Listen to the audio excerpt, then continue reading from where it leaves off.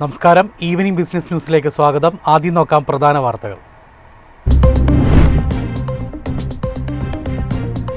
Business ആവാസ വ്യവസ്ഥയ്ക്ക് ഉത്തേജനം നൽകുന്ന ജൻ വിശ്വാസ് ബില്ല് 2025 ലോക്സഭയിൽ അവതരിപ്പിച്ച് വാണിജ്യമന്ത്രി. ബിൽ സെലക്ട് കമ്മിറ്റിയുടെ പരിഗണനയ്ക്ക് വിട്ടു. GST പരിഷ്കരണം രാജ്യത്തെ ആഭ്യന്തര ആവശ്യകതയെ ഉപഭോഗം ഉയർത്തുമെന്ന് മോർഗൻ സ്റ്റാൻലി. ചെറുകിട വ്യവസായങ്ങൾക്കും MSEകൾക്കും കരുത്താവും. ദ്വിദിന സന്ദർശനത്തിനായി ചൈനീസ് വിദേശകാര്യമന്ത്രി വാങ് യി ഡൽഹിയിൽ. ചൈന ഇന്ത്യ വ്യാപാര ബന്ധം പുനരാരംഭിക്കുന്നതിന് ചർച്ച നടക്കുമെന്ന് റിപ്പോർട്ട്. ട്രംപിന്റെ താരിഫ് ചെറുകിട ബിസിനസ് മേഖലയെ തകർക്കുമെന്ന ഭയത്തിൽ വ്യവസായ മേഖല. MSME അടക്കമുള്ള ബിസിനസ്സുകൾക്ക് സർക്കാർ സഹായം ആവശ്യം. കാത്തിരിക്കുന്നത് വലിയ തൊഴിൽ നഷ്ടമെന്ന് റിപ്പോർട്ട്. ലോകത്തെ 6ാമത്തെ വലിയ ഉരുക്ക് നിർമ്മാതാക്കളായ പോസ്കോ ഗ്രൂപ്പുമായി ചേർന്ന് സ്റ്റീൽ പ്ലാന്റ് ആരംഭിക്കാൻ JSW. വരുന്നത് 6 ദശലക്ഷം ടൺ വാർഷിക ശേഷിയുള്ള പ്ലാന്റ്.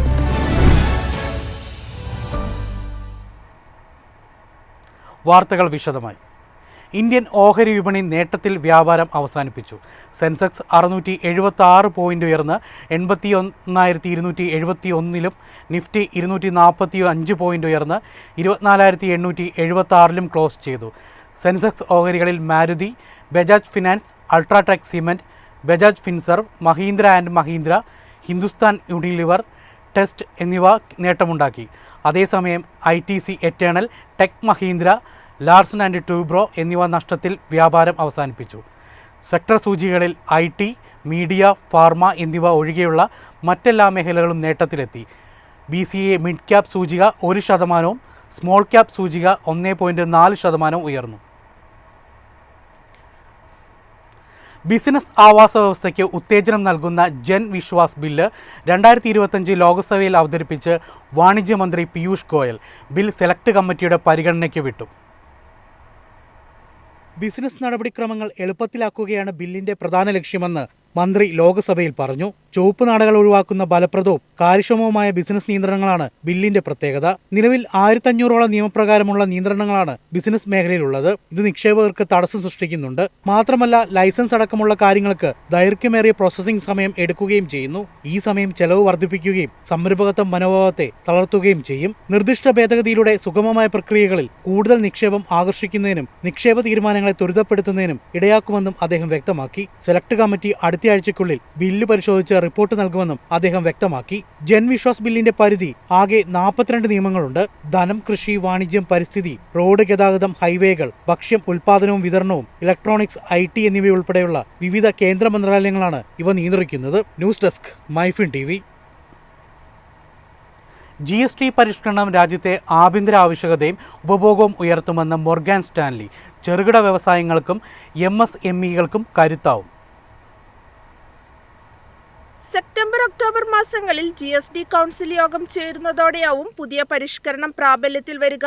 ഇതോടെ ഉപഭോക്താക്കൾക്ക് കുറഞ്ഞ വിലയിൽ സാധനങ്ങൾ ലഭ്യമാവും. ഇത് ആഭ്യന്തര ആവശ്യകത ഉയർത്തും.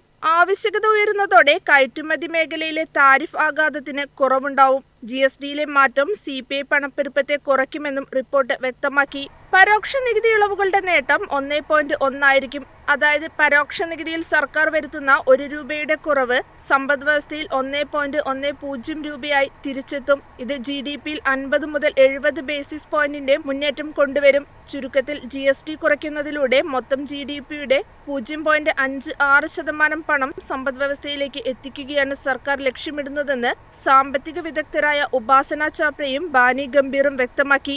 ആദായ നികുതി ഇളവുകൾ, പണനയം, തൊഴിൽ വളർച്ചയിലെ കുതിപ്പിന്റെ സൂചനകൾ, വേതനം മെച്ചപ്പെടുത്തൽ തുടങ്ങിയ മറ്റ് നടപടികളുടെ പിന്തുണയും സമ്പദ് വ്യവസ്ഥയ്ക്ക് കരുത്തു പകരുമെന്നും റിപ്പോർട്ടിൽ പറയുന്നുണ്ട്. News desk, MyFin TV. ട്രംപിന്റെ താരിഫ് ചെറുകിട ബിസിനസ് മേഖലയെ തകർക്കുമെന്ന ഭയത്തിൽ വ്യവസായ മേഖല. MSME അടക്കമുള്ള ബിസിനസ്സുകൾക്ക് സർക്കാർ സഹായം ആവശ്യം.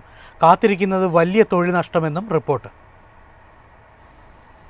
അമേരിക്കയുമായുള്ള ചർച്ച ഈ മാസം 25-നാണ് ഇന്ത്യ പുനരാരംഭിക്കുക. ചർച്ചയിൽ പുരോഗതിയാണ് പ്രതീക്ഷിക്കുന്നത്. മറിച്ചാണെങ്കിൽ, അതായത് 50% തീരുവ നിന്നാൽ അത് ചെറുകിട ബിസിനസ് മേഖലയെ തകർക്കും. പിടിച്ചു നിൽക്കാൻ സർക്കാർ സഹായം ആവശ്യമാണ്. ഇത് MSME മേഖലയിൽ വൻ തൊഴിൽ നഷ്ടമുണ്ടാക്കും. ഇതിനെ മറികടക്കാനും സർക്കാരിന്റെ പിന്തുണ വേണമെന്നും വ്യവസായ മേഖല ആവശ്യപ്പെട്ടു. Apparel export promotion council chairman Sudhir സെഖ്രിയാണ് ഇക്കാര്യം മാധ്യമങ്ങളോട് പങ്കുവച്ചത്. മിക്ക വ്യവസായികളും 50% താരിഫിൽ ബിസിനസ് നടത്താൻ സാധിക്കില്ലെന്നാണ് വ്യക്തമാക്കുന്നത്.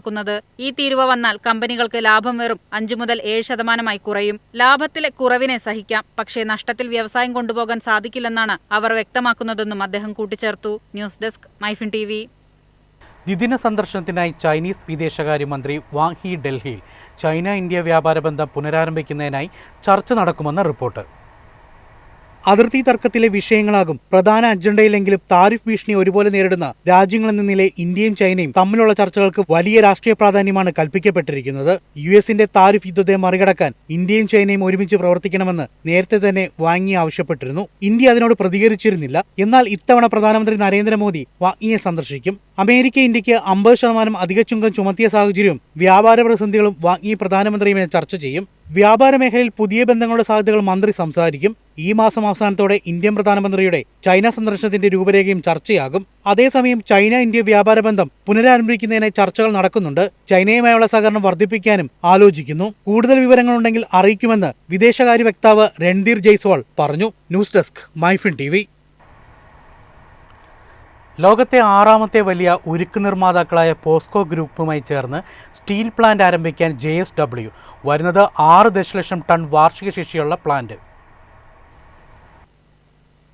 പോസ്കോ ഹോൾഡിംഗ്സിന്റെ ഡയറക്ടറും പ്രസിഡന്റുമായ ലീ ജൂഡേയുടെയും JSW സ്റ്റീലിന്റെ ജോയിന്റ് മാനേജിംഗ് ഡയറക്ടറും CEO-യുമായ ജയന്ത് ആചാര്യയുടെയും സാന്നിധ്യത്തിലാണ് ധാരണാപത്രം ഒപ്പുവെച്ചത്.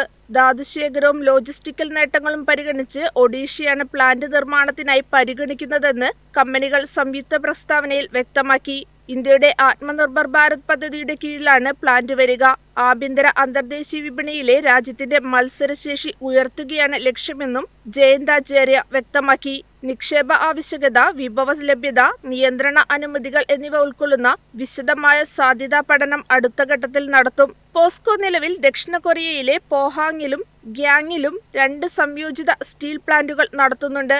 ഇക്കഴിഞ്ഞ മാർച്ചിൽ വിപണി മൂലധനത്തിൽ ലോകത്തിലെ ഏറ്റവും മൂല്യമുള്ള സ്റ്റീൽ കമ്പനിയായി JSW സ്റ്റീൽ മാറിയിരുന്നു. 2025-ൽ ഇതുവരെ JSW സ്റ്റീലിന്റെ ഓഹരികൾ 18% ഉയർച്ചയാണ് രേഖപ്പെടുത്തിയത്. 2025 ഫെബ്രുവരിയിൽ കമ്പനിയുടെ സ്റ്റീൽ ഉൽപാദനം 24.07 ലക്ഷം ടണ്ണായി ഉയർന്നിരുന്നു. കഴിഞ്ഞ വർഷം ഇതേ കാലയളവിനെ അപേക്ഷിച്ച് 12% വളർച്ചയാണ് രേഖപ്പെടുത്തിയത്. കഴിഞ്ഞ 3 പതിറ്റാണ്ടിനിടെ ഒരൊറ്റ നിർമ്മാണ യൂണിറ്റിൽ നിന്ന് ഇന്ത്യയിലെ മുൻനിര സ്റ്റീൽ കമ്പനിയായുള്ള JSW സ്റ്റീലിന്റെ വളർച്ച അതിശയിപ്പിക്കുന്നതാണ്. News desk MyFin TV. ഇന്നത്തെ സ്വർണം വെള്ളി നിരക്കുകൾ. സംസ്ഥാനത്ത് സ്വർണ്ണവിലയിൽ മാറ്റമില്ല. ഗ്രാമിന് 9270 രൂപയിലും പവന് 74,160 രൂപയിലുമാണ് വ്യാപാരം നടന്നത്. 18 ക്യാരറ്റ് സ്വർണ്ണവിലയിലും മാറ്റമില്ല. ഗ്രാമിന് 7615 രൂപയിലായിരുന്നു വ്യാപാരം നടന്നത്. വെള്ളി വിലയിലും മാറ്റമില്ലാതെ തുടർന്നു. ഗ്രാമിന് 122 രൂപയിലാണ് കച്ചവടം നടന്നത്. കേരള വാർത്തകൾ. NDPR-EM പദ്ധതിയുടെ ഭാഗമായി 11 സംരംഭകർക്കായി 71 ലക്ഷം രൂപയുടെ വായ്പകൾ അനുവദിച്ചു. നോർക്ക റൂട്ട്സും ട്രാവൻകൂർ പ്രവാസി ഡെവലപ്മെന്റ് കോഓപ്പറേറ്റീവ് സൊസൈറ്റിയും സംയുക്തമായി സംഘടിപ്പിച്ച സംരംഭകത്വ വായ്പാ നിർണയ ക്യാമ്പിലാണ് തുക നൽകിയത്.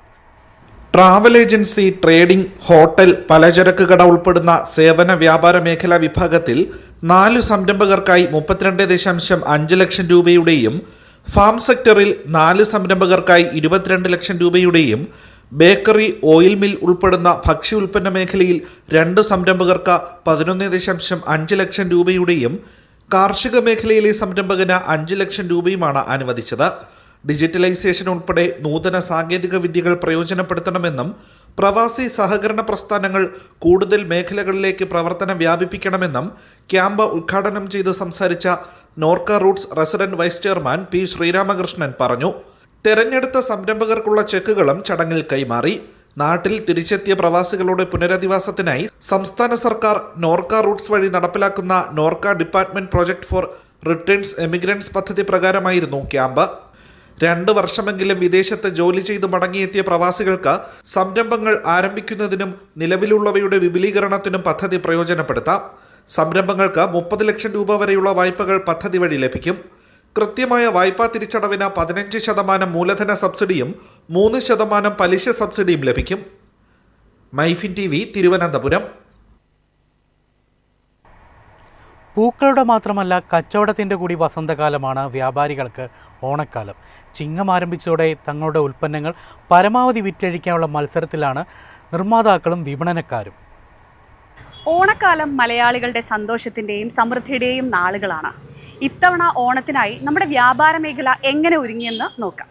കട ചെറുതായാലും വലുതായാലും കച്ചവടക്കാർക്ക് നല്ല ബിസിനസ് ലഭിക്കുന്നത് ഓണക്കാലത്താണ്. ഇത് മുൻകൂട്ടി കണ്ട് വമ്പൻ ഓഫറുകൾ നൽകിയാണ് വ്യാപാരികൾ ഉപഭോക്താക്കളെ വരവേൽക്കുന്നത്. എക്സ്ചേഞ്ച് മേളകളും കോംബോ ഓഫറുകളും അവതരിപ്പിച്ചാണ് ഇലക്ട്രോണിക്സ് ഗൃഹോപകരണ വിഭാഗം കച്ചവടക്കാർ ഉപഭോക്താക്കളെ ലക്ഷ്യമിടുന്നത്. TV, fridge, washing machine, mixie തുടങ്ങിയ ഗൃഹോപകരണങ്ങളുടെ എല്ലാം പുത്തൻ മോഡലുകളുമായി ഉപഭോക്താക്കളെ കയ്യിലെടുക്കാനുള്ള ഒരുക്കത്തിലാണ് വ്യാപാരികൾ. പിന്നെ ഓണത്തിൻ്റെ സ്പെഷ്യലായിട്ടുള്ള സ്റ്റാർ, ക്രിസ്മസിന് മാത്രം നമ്മൾ സ്റ്റാർ കാണാറുള്ളത്. ഇപ്പോൾ ഈ ഓണത്തിന് സ്റ്റാർ കൂടി പുതിയൊരു വിപണിയിലൊരു ട്രെൻഡാണത്. പിന്നെ സുന്ദരിക്ക് പൊട്ടുതൊടൽ, അങ്ങനെയുള്ള ഒരു വെറൈറ്റി ഈ മറ്റേ അസോസിയേഷൻകാർക്കൊക്കെ കളിക്കാൻ പിടിക്കാനൊക്കെ ആയിട്ട്. പിന്നെ ഓണത്തിൻ്റെ പൂക്കളാണ് ഇപ്പോൾ അത്തപ്പൂക്കളം. കാര്യം ഒറിജിനൽ പൂവ് കിട്ടാനുമില്ല, കിട്ടിക്കഴിഞ്ഞെങ്കിൽ അത് രാവിലെ ഇട്ട് ഉച്ചയാകുമ്പോൾ വാടിപ്പോവും. ഇത് നമുക്ക് എല്ലാ വർഷവും ഉപയോഗിക്കാം. അത് ക്ലോത്തിലുണ്ടാക്കിയ അത്തപ്പൂക്കളാണത്. ഓണസദ്യയെ ലക്ഷ്യമിട്ട് പലവ്യഞ്ജന വിപണിയും സജീവമാണ്. മൊത്തവ്യാപാരികൾ അന്യസംസ്ഥാനങ്ങളിൽ നിന്നും അവശ്യവസ്തുക്കൾ ഓണത്തിനായി സ്റ്റോക്ക് ചെയ്ത് കഴിഞ്ഞു.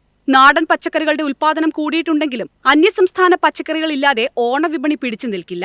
ദിനംപ്രതി ഒട്ടേറെ ലോഡ് കണക്കിന് പച്ചക്കറികളാണ് സംസ്ഥാനത്തെ എല്ലാ മാർക്കറ്റുകളിലും എത്തുന്നത്. കഴിഞ്ഞ തിരക്കുണ്ടായിരുന്നു, ഇപ്പോഴും തിരക്ക് പൊതുവെ കുറവാണ്. ഉത്രാടത്തിന് നല്ല തിരക്കുണ്ടാവും. ഉത്രാടം വ്യാഴാഴ്ചയിലെ ഉത്രാടം, വ്യാഴാഴ്ച. വഴിയോര കച്ചവടക്കാർക്കും ഓണക്കാലം ബിസിനസ് കാലമാണ്. ഓണത്തിന് മികച്ച കച്ചവടം ലഭിക്കുമെന്ന പ്രതീക്ഷയിൽ തന്നെയാണ് വഴിയോര കച്ചവടക്കാരും. ഇങ്ങനെയാകുമ്പോൾ കുറച്ച് തിരക്കുകളൊക്കെ ഉണ്ടാവും. ഇപ്പൊ തുടങ്ങി വരണുള്ളൂല്ലോ. ഇപ്പൊ ചിങ്ങൊന്ന് കഴിഞ്ഞിട്ടല്ലേ ഉള്ളൂ. ഇനിയിപ്പോ ഒരു 10 ദിവസത്തെ തിരക്കൊക്കെ ഉണ്ടാവും തീർച്ചയായിട്ടും. അതുള്ള പ്രതീക്ഷയാണ് നമ്മളും. കണ്ടില്ലേ, ചിങ്ങം പിറന്നതോടെ മാർക്കറ്റുകളിലും തുണിക്കടകളിലും ഒക്കെ നല്ല തിരക്കായി തുടങ്ങി. വരും ദിവസങ്ങളിൽ ഇതിലും കൂടുതൽ തിരക്കുണ്ടാവുമെന്നാണ് വ്യാപാരികളുടെ പ്രതീക്ഷ. ക്യാമറാമാൻ ഫെബിൻ അഗസ്റ്റിനോടൊപ്പം റിപ്പോർട്ടർ വീണ സനു, മൈഫിൻ TV, കൊച്ചി. ഇതോടെ ഈവനിംഗ് ബിസിനസ് ന്യൂസ് സമാപിക്കുന്നു. നമസ്കാരം.